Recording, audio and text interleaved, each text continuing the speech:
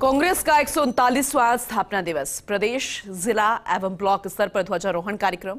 प्रदेश कांग्रेस मुख्यालय पर ध्वजारोहण किया जा रहा है और इस वक्त की तस्वीरें आपको दिखा रहे हैं जब ध्वजारोहण किया गया। कांग्रेस, यूथ कांग्रेस, एनएसयूआई, सेवा दल के कार्यकर्ता इस दौरान मौजूद रहे।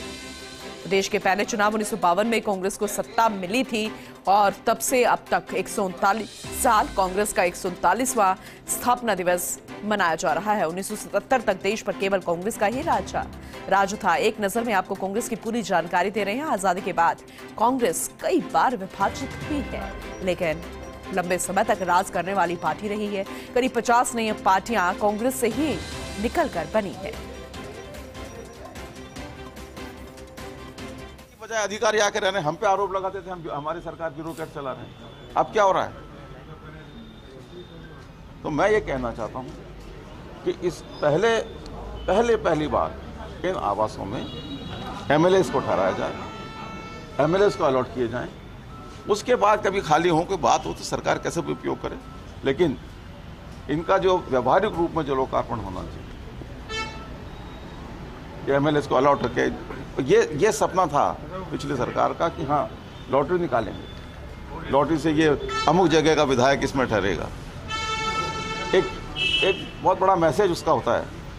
तो मैं ये कहना चाहता हूँ, ये मांग करता हूँ कि व्यवहारिक रूप से इसका लोकार्पण करके, एक औपचारिक इसका लोकार्पण हुआ लेकिन अभी रहने नहीं लगे।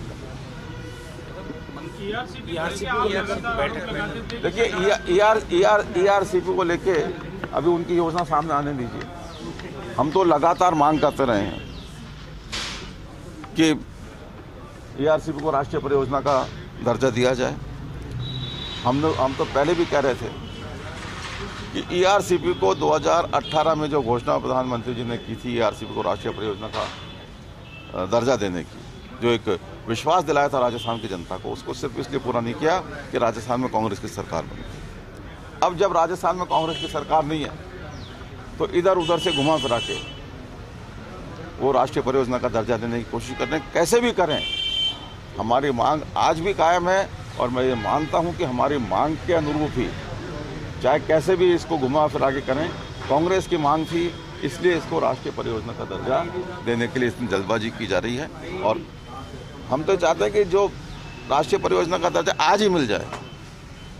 ये तो जो कुछ घुमा फिरा करके जो डीपीआर भेजी थी 2017 में, उसी डीपीआर को राष्ट्रीय परियोजना का दर्जा दें, चाहे उसमें घुमा फिराई करें, लेकिन राजस्थान के 13 जिलों की जनता की प्यास, जो 40% आबादी है, 2 लाख हेक्टेयर से अधिक भूमि जो सिंचित होनी है, उसको ध्यान में रखते हुए शीघ्र अतिशीघ्र ऐसी योजना राष्ट्रीय परियोजना घोषित हो जो इन सारे उद्देश्यों को पूरा करे। लोकसभा चुनाव के चक्कर में जल्दबाजी निश्चित रूप से इसमें भी राजनीतिक वो आ रही है, लेकिन कुछ भी हो, जल्दी से जल्दी राष्ट्रीय परियोजना घोषित होनी चाहिए।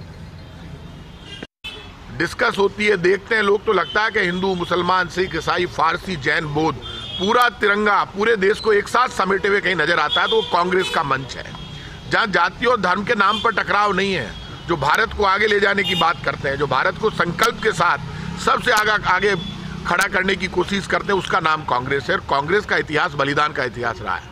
पहला बलिदान हुआ महात्मा गांधी का, सुभाष चंद्र बोस का। ये वो लोग हैं जो कांग्रेस के राष्ट्रीय अध्यक्ष रहे, सुभाष चंद्र बोस, कांग्रेस के राष्ट्रीय अध्यक्ष रहे महात्मा गांधी, पंडित जवाहरलाल नेहरू, मौलाना अब्दुल कलाम आजाद, ये सब लोग कांग्रेस से निकले। स्थापना दिवस है, आज के दिन एक ही संकल्प होना है, मेरा देश रहना चाहिए, मेरा तिरंगा।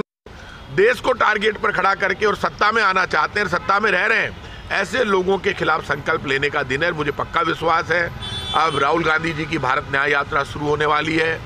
न्याय इस बात का है कि जो आपने वादे किए रोटी के, रोजगार के, वो वादे आपको पूरे करने चाहिए। और मैं तो फिर कहूंगा, सनातन धर्म की बात होती है, सनातन का मतलब है जो सबको बराबर का अधिकार, जो प्रेम की बात करता वो सनातन है। सनातन तो वो है जो कभी भेदभाव नहीं करता, जो कभी टकराव की, बिखराव की, खून खराबे की बात नहीं करता, उसी का नाम सनातन धर्म है।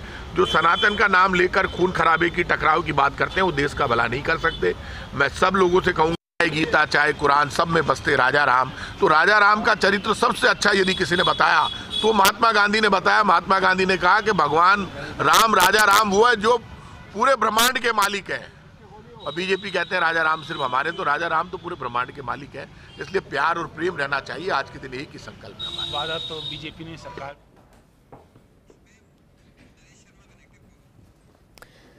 ब्यूरो चीफ नरेश शर्मा जी हमारे साथ जुड़ चुके हैं, ज्यादा जानकारी उनसे लेंगे।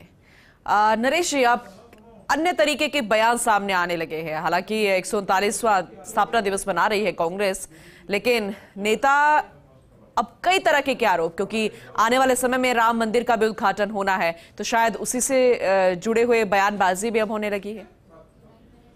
देखिए, बयान अपनी जगह है। हालांकि जो दोनों ही नेताओं के जो बयान आपने सुने हैं, विधानसभा चुनाव में दोनों हार चुके हैं और इन्होंने जो बातें पहले जनता को कही थी, जनता ने उसको स्वीकार नहीं किया था, इसके कारण से इनको हार का सामना करना पड़ा था। रही बात आज कांग्रेस के 139वें स्थापना दिवस का, तो आज पीसीसी में कार्यक्रम हुआ है जिसमें ध्वजारोहण किया गया है। और ध्वजारोहण सिर्फ पीसीसी नहीं बल्कि प्रदेश में तमाम जो जिला और ब्लॉक स्तर है वहां पे कांग्रेस कमेटी ने निर्देश दिए थे, उसके बाद ध्वजारोहण कार्यक्रम हुए हैं।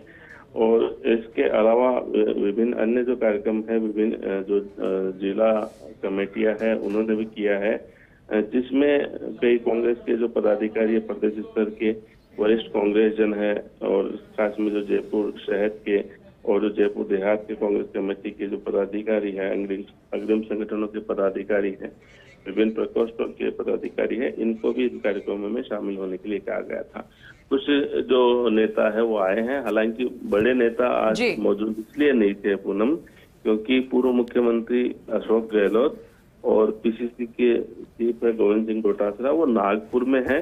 नागपुर में आज कांग्रेस की बड़ी रैली है, स्थापना दिवस पर है तैयार हम के नारे के साथ ये रैली हो रही है और उसमें शामिल होने के लिए कई विधायक और कई जो वरिष्ठ नेता, पीसीसी चीफ और पूर्व मुख्यमंत्री और पूर्व उप मुख्यमंत्री ये नागपुर में है।